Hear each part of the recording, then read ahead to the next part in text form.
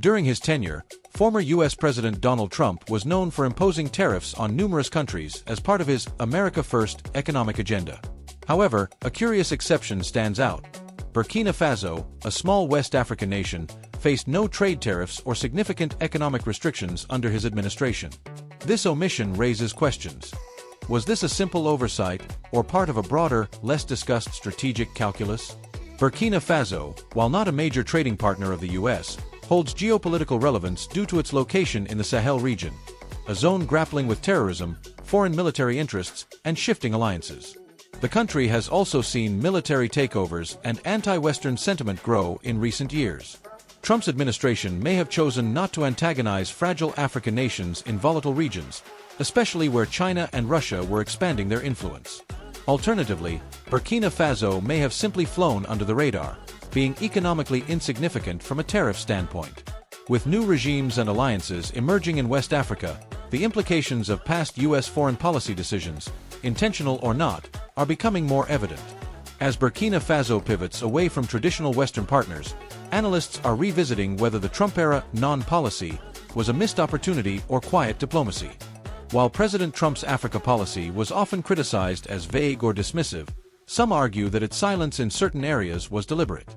The U.S. maintained low-profile relationships with several African nations, opting for economic quietude instead of overt interference.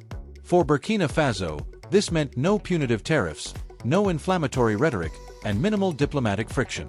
Burkina Faso's exports to the U.S. are modest, mostly agricultural products and raw materials, not enough to draw Washington's trade wrath. But beyond numbers lies a more complex geopolitical canvas. The Sahel region, where Burkina Faso is strategically located, has seen escalating insurgencies, coups, and growing resentment toward Western influence.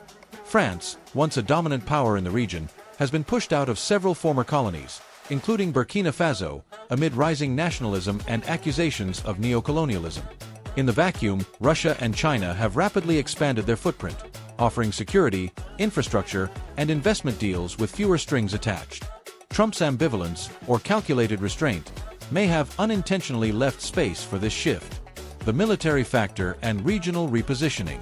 The right-hand image in the composite speaks volumes. Burkina Faso's military in sharp, modern uniform, walking confidently. It symbolizes a new era of assertiveness by African regimes, many of which have come to power via coups, promising to break from Western dependency. Trump's non-engagement might have seemed benign then, but today, that lack of involvement may be viewed as abdication of influence. Without investment, diplomacy, or even criticism, Washington lost relevance in places like Burkina Faso, making way for others who are willing to step in decisively. The cost of neglect, or the value of non-intervention. Was Trump's decision not to impose tariffs on Burkina Faso a geopolitical courtesy, a mere oversight, or a calculated risk? The answer may remain ambiguous, but its consequences are playing out today across West Africa. As global powers now race to regain or reinforce their foothold in the region, Trump's silence may echo louder than any speech or sanction. The true test will be whether future administrations choose to engage more proactively, or continue the quiet, distant diplomacy that defined this forgotten chapter of U.S.-Africa relations. Rethinking U.S.-Africa relations in the post-Trump era.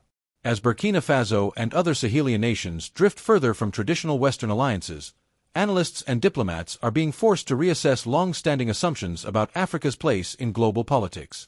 During the Trump administration, the U.S. largely disengaged from multilateral African partnerships, cutting funds for peacekeeping, slashing aid, and reducing diplomatic engagement. While countries like Ethiopia, Nigeria, and Kenya remained focal points for trade or counterterrorism efforts, smaller nations like Burkina Faso were largely absent from major policy discussions, neither punished nor embraced. That diplomatic vacuum created space for non-Western actors to reposition themselves as dependable partners. Russia, for instance, capitalized on anti-French and anti-American sentiment, sending military advisors, mercenaries, e.g., Wagner Group, and forging defense agreements. China, on the other hand, has long focused on infrastructure and debt diplomacy. Both approaches present a stark contrast to the West's conditional aid model. In this light, Trump's lack of tariffs on Burkina Faso might not only reflect economic indifference but also a philosophical departure from active global stewardship. The question is, can the U.S. afford that posture any longer? Burkina Faso, a symbol of Africa's new voice. The military government in Burkina Faso, alongside counterparts in Mali and Niger, represents a new assertiveness in African governance, one that is unapologetically nationalist and increasingly skeptical of Western intentions. Sanctions and criticisms from Western powers are often dismissed as hypocrisy, especially when paired with ongoing support for unpopular regimes in other parts of the world. By not engaging, positively or negatively, during Trump's tenure, the U.S. may have lost a crucial opportunity to shape the narrative. Now, Burkina Faso is not just a country resisting tariffs, it's a country resisting Western dominance altogether.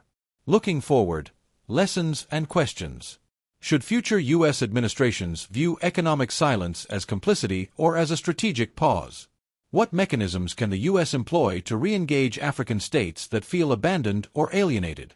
How should non-traditional relationships, like those between African military juntas and Russia/China, be interpreted, opportunism or ideological realignment? Final thought. Burkina Faso may have been spared tariffs under President Trump, but it may not have been spared from something far more consequential: irrelevance in the eyes of U.S. policy. As global influence in Africa continues to shift, the cost of that disengagement is becoming clear, and the world is watching.